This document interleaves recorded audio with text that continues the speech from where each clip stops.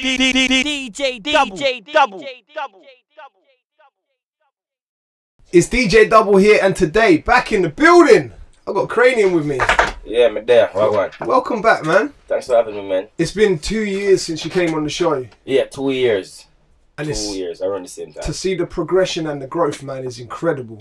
It's amazing, man, because you know, a lot of people don't make it for 2 years. So short, but you know, still don't be relevant in 2 years. So how was the meet and beat tour? You're fresh off the back. Are you done now? Yeah, I'm finished yesterday. I finished, officially yesterday. It was fun, man. And I mean, I've went to places like started off in Boston and you know the old New York and Florida, and some places I've ever been before, like Pensacola and Florida, which is dope for a dancehall artist to actually go in that market. And then you know I went to Europe and to the world, the Germany's, the Austria and all those places. So it's been a good tour, man, and to see how my thing evolved since I've came in the game and you know being consistent with like a guy who don't even drop much music. I drop like 2 songs a year. But when I drop these songs, they're very effective and it's like well produced because I take time to actually make the records because I like to make sure everything is right. Not say perfect, but actually good enough to give me a tilt over to, you know, outside the norm. So I feel like that's what I've been doing over the years and it works, man. It's funny because there's a couple of things that I think set you aside from other dancehall artists. And when you mentioned is one of them, the fact that a lot of artists, and we spoke about this last time you was here as well, a lot of artists, they're rhythms and they're boom, boom, boom. 3 songs a week coming out all the time, whereas you space it out. And it's almost like you take time to I don't know how much you're recording, but at least what's being released is minimal. But everything's working, man. Like, it's crazy. So I don't see you really on like a lot of huge rhythms. You're not really a rhythm artist. You seem more to be singles. Yeah, I don't really like rhythms much, and the reason why is because I feel like it's a part of the culture and it's very important, yes, and if I do hear a rhythm, I will voice it. But I feel like there's a lot of miscommunication in the sense of not having control, and when you talk to people, they don't really understand your vision because they only see their vision, and I feel like that's the problem, you know what I mean? So whenever somebody understands that, yo, if I do revise this record, I don't want it to drop in February because, you know, I don't think it's the right time for me. They cannot wait on that because they have their own thing to do, which I understand. So that's what's always been the problem where is a misunderstanding with where songs drop. But this year I have a lot of good understanding with other artists, I mean a lot of producers this year. So I mean next year, so coming next year I'll do like 4 or 5, you know, here and there. But and I'm the type of guy who even if I do juggling rhythms, I still have a balance in working one record. You know, that song can do what it's doing, but I see the aim for this record. So whenever I find the right record I think that need to be worked, I need, you know, it need care, you know, it needs special attention, and that's what you have to do with these records. You have to spend time on them and get it to everybody to actually play these records and convince them that this is a big record. So you can't do that with 3 songs or 4 songs, you know. No, I agree. One song at a time, because imagine me coming to you with 3 records.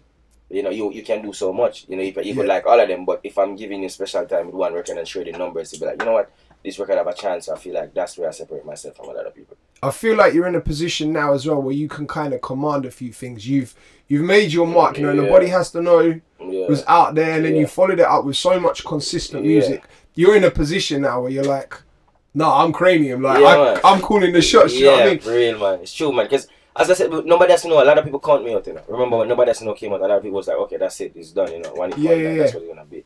Because I remember talks where I was even on the road, people was like, oh, it's a one-hit wonder, that don't worry about him. And I used to sit back and smile because nobody saw the vision, like nobody see it, and it hurts, man. Because a lot of people who I know personally, or even DJs or some selectors that I know, you know, they used to give me that talk like, dog, you're now gonna last, and we are talk to like that type of vibe, and like nobody was seeing the picture I was painting, you know. And then when Weekend came out with me and Tory come turn the world upside and why is like, yeah, man, me know the youth did bad long time, and even bigger though. The song was even bigger. Yeah, way bigger. Like, we have more stream, and that song, I'm like one of the most streaming dancehall artists. I'm the first dancehall artist since Sean Paul to actually have 3 songs consecutively over 10 million stream on Spotify, and that's not normal for a dancehall artist because we don't get plays on mainstream radio stations, you know. But nobody was seeing the vision that I was preaching all over the years. Like, brother, I'll do this one song at a time. I'll take my time. You can have all the biggest song, but you could have 50 songs that is big, but nobody else knows bigger than your entire catalog, and it is what it is. I go to markets that you will never go and never touch because it's not like you can't do it. It's just like you don't see the vision that I've seen, you know. So that's what I always explain to people, and you know.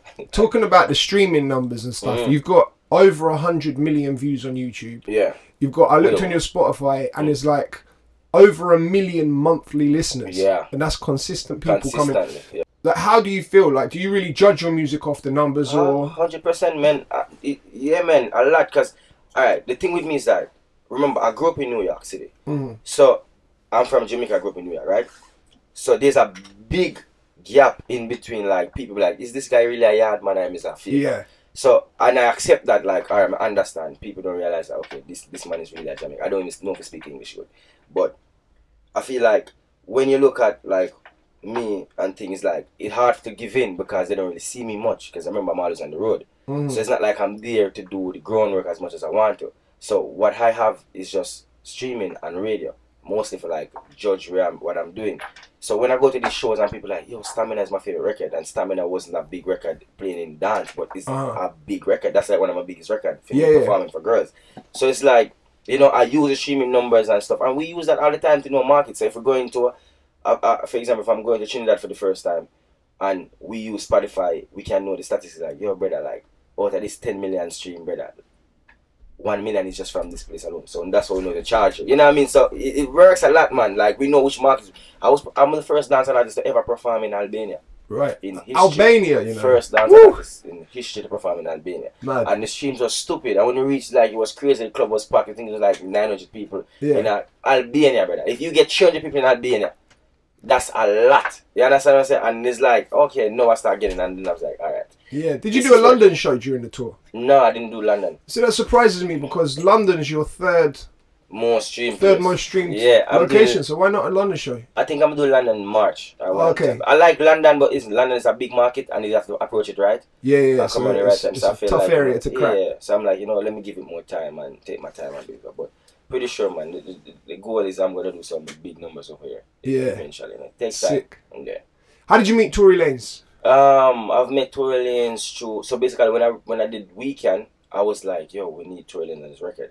Then Mighty reached out to his team, and then the funny thing is, I went to the city, we linked up, and it amazed me every time I say this because I met Tory Lanez the first Friday unofficially, was at a show that we did for Po 105, you know, and I think he went on like first or second, I don't remember, but I remember I went on after him, and it's so crazy. All you know, the thing is like change. Oh, you met somebody cross path before without even talking, and you know, I went on tour with Tory Lanez for 3 months. I was on the road for 3 months.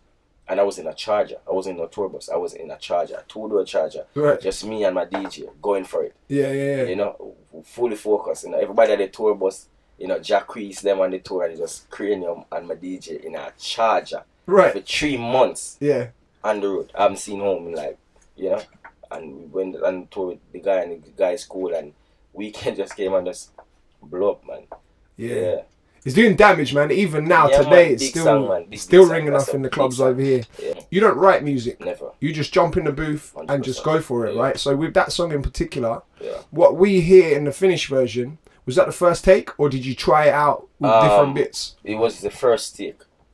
We went back and do melodies, right? Which is like with the harmonies and that's art. Yeah, it was like first take. That's why even the song you hear mistakes, but we leave it. Like for example, like we can run the place like you need to do it. That didn't make no sense. I don't know what that is. You know, but we left it. Yeah. In the new single that I have coming out called No Odda, I didn't want to. It's so amazing to the point where even my manager was like, "You need to change it." Some parts I was like, "No, I think the naturalness of it is dope." Because I didn't say any word. I was like, "Boom, boom."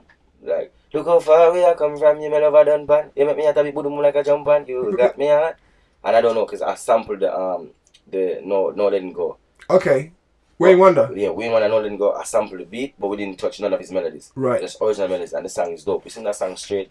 Turn back, I think we changed like 2 words, but the song's like after the first verse is like straight through finish. Yeah. So what is it? A Diwali rhythm? It's like a Diwali rhythm, but yeah, when you hear it, you're gonna be like, yo, this is it. 100%, I'm telling you. Remember I tell you that today. That record is a big record, man, and I'm gonna put my life on the line for that record. I'm looking forward to hearing it, man. Thank you, by the way, for all the dub plates that keep arriving in the inbox. Most definitely, man. You know, I appreciate that, man. You know that shells the club down when you hear that. Of course, man. Like I like dubs, man. I feel like it's a culture thing, man, and it's like it's unique. You know, a lot of artists have hard time doing dubs. I don't know why, man. That's always been my thing, you know. When I DJ and like, you know what I need to say, and I'm not trying to be like humble or cooler than anybody, but I feel like people need to understand, like artists and managers need to understand that DJs are some of the most important thing in an artist's life. If the DJ doesn't play music, it won't play. And it go vice versa. DJ supposed to respect the artist also. And it go hand in hand. So if I can appreciate a man job for playing a Kranium record, the least I can do is like, bro, what you need? They need dub, they need drop. You know what I mean? And I'm the same guy who, if a DJ call me and I'm off, yo, I need a passion for a show, I'm gonna be there. I did so much, like in the first year of my career, I've done so much free shows at the top with the hottest song in the world. I've done so much free shows. I remember the first time I went to Canada for like $1,500. I was like, yo, cover this and that. We're good. That was like the first set of show I've done, you know, and I learned it, and that's what worked for me, and people see the naturalness from it. So I feel like when it comes out to dubs, a DJ don't have to worry too long for dubs, and as long as I get it in my head that you need to do dubs, I do these dubs, man. So I always get dubs better. Sick. Your most successful songs are all party records, in my opinion. But then you've got other songs, stuff like Stamina, which, like you say, streaming wise is pretty big, but that one for me doesn't make so much noise in the club as something like We Can. Of course. Do you feel like with the club records, do you feel like people, do you wish people saw your versatility a little bit more? I wish people see my music a lot, and I think sometimes I feel like I don't want to use this word like to be sound cocky, but I feel like sometimes, you know, I'm gonna use advanced. Sometimes I feel like some artists are so advanced to the point where they're overlooked. Right. Like Big Sean, for example. I think like sometimes you're so dope to the point you're overlooked, and then you gotta slow it down. So I feel like now I've learned that, yo, just calm down a little bit, you know. See, I think too hard. And I feel like that's what I'm getting there. So I feel like now I'm getting in love. That's why when I went back to Can't Believe I had to go like, alright, this is what they want. We could go back in the club, you know. But I feel next time I'll take the challenge on, because I like challenge. So I feel like no, like the new single is like not really dance, but when you hear it, it's like good for like in the club, you know, like in the club I play, you have a girl and you just whine and things. So that's where I win. But sometimes I think I'm overlooked 100%. Yeah. Another thing I respect about you is the collaborations that you team up with. I mean, you've in the last year, I think, WizKid, correct, Tory Lanez, of course. Even from the UK, you've done stuff with Wretch 32. You've done stuff with Chip. You've done stuff with Kojo Funds. How do you make these connections with people? Ed Sheeran, that was official too. Oh, and Ed Sheeran as well. I'm sorry. A lot of people didn't know it was official because Ed reached out to us and be like, "Yo, I want you on a remix for Shape of You." A lot of people didn't know, and that record ring off in America hard. Like, hang on, wait. So you did a Shape of You remix? That's official, yeah. I didn't actually know that. I just saw a video of you two, and you were teaching him the hook from the Chip record. Now we did, that's after we did the record. He linked me and he's like, yo, I need you on the Shape of You remix. And that's a big record. That's one of my biggest records. That record plays so much in the States to the point where my daughter was like, I'm tired of hearing that song. I was tired of hearing that song. Yeah. You know, he played hard, man, and you know, he played on that side, and I know he did the one with Stormzy over here. That's right. It was a smart movement, and you know what I mean, it get a lot of play, like, you know, the urban section, like the At97 Pornify. It was spinning like, I was moving, I was at power spin, so I was moving like, I was getting like 16 spins a day, man. Wow. Like, every hour, and there were 2 times, 3 times, man, you know, so it was a big move. So that was like one of the biggest success for me this year. Yeah. In the States, 100%. That record, The Weekend, as I said, you know what I mean? And I feel like now I have the opportunity to represent dancehall music and a lot of mainstream acts, like my stuff and my music. I feel like it's only right for me to connect the dots with these features, because it's only right for me to like represent, man. If I'm gonna represent, I'm gonna represent hard. So if a guy reach out to me and be like, yo, I need on a record, and if I feel like I need Jay-Z on a record, the only thing he can say is no. That's all he could say. Yo, I'm not feeling it. So when I send him the record, all he's gonna say is no. And chances are he might say yes, because he liked it. You know what I mean? So that's what I'm doing. So now I just send records to people. They familiarize it. Who's this kid? Oh, that's Kranium. Okay, I know him. Who? You know? So I just use that to the best of my advantage. Like, I'm bringing nice, so come on board, but if you don't ask, you don't get, right? Yeah, if you don't ask, you don't get. And I'm pretty sure that everybody has a friend or a cousin that knows dancehall music. Yeah. So once a man hears it, I'm like, yo, who's this kid? It's Kranium. Okay, he's dope, man. You should check him out. Yeah. When they listen, they're like, okay, it's dope. Reach out to me, yo, let's do this. And next year features are gonna be crazy. I have some serious things dropping next year, man. I'm so excited for you, man. So here's a question for you then. Like you're saying, dancehall music, the fan base is growing. With people like Ed Sheeran making Shape of You, which is a dancehall record. 100%. Tory Lanez with Love, it's a dancehall record. Drake Controller, it's a dancehall record. You know what I mean? There's so many different artists. Even, I don't know if you know, Krypton Conan, For Me, all of them. And of course Rihanna. But these songs don't seem to be getting categorized as dancehall. Tory Lanez is an R&B artist, so it's R&B. Correct. Ed Sheeran's a pop artist, so Shape of You is pop music. Does that make sense? Do you think dancehall music gets the recognition 100% not. But what it do is that you have to understand, like, it might be harsh to say this, but I'm gonna say it. I don't care. I feel like there's so much people that had the opportunity to represent us on the mainstream scale for years, and they did some wrong choices back then that affect us now. Right. And it's up to us now to correct those mistakes. So are you talking about dancehall artists? Dancehall artists that came before, not a lot of us, had opportunity on a mainstream level to fix a lot of stuff that didn't fix. And I'm still upset with a lot of artists that came before us that had the opportunity but never take any dancehall artists and tour with them. Right. You understand what I'm trying to say? Yeah. Chris Brown is going on tour. There's some kid opening up that nobody knows.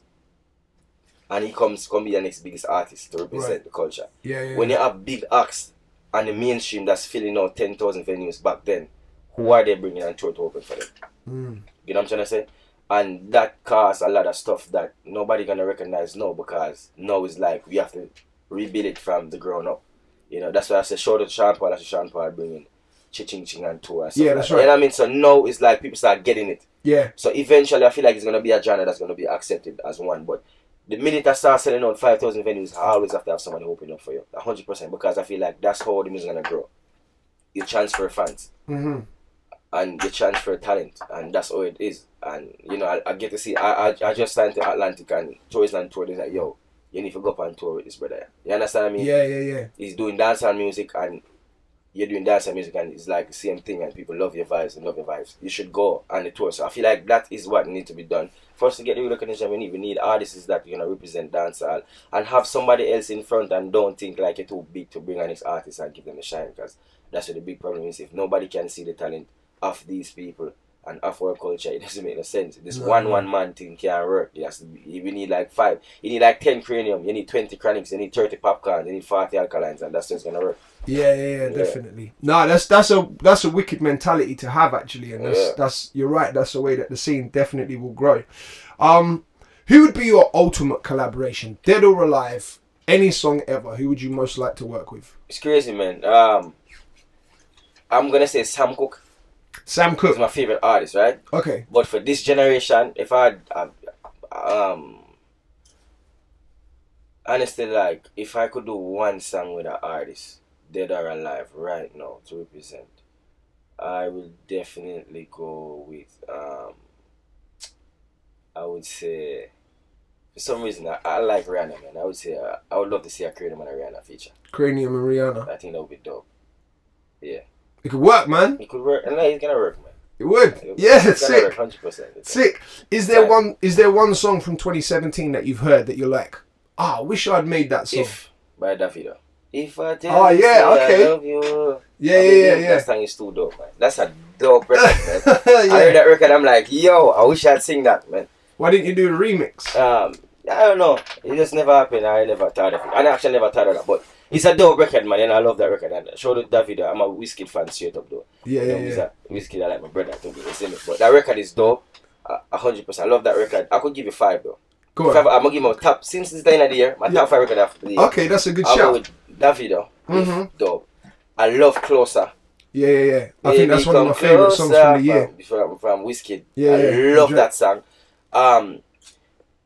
I love, when I say I love this record, it's this girl, because it's something I would sing. SZA, Weekend. Okay, yeah. Keep you satisfied on the weekend. I love that record. I love not the pop band. I love the Vibes Cartel. I love that record. And the last record I would say that I love the most this year that came out is what's that guy called? What's the song called? I can't pronounce his name. It's actually no. I'll go with Mr. Easy.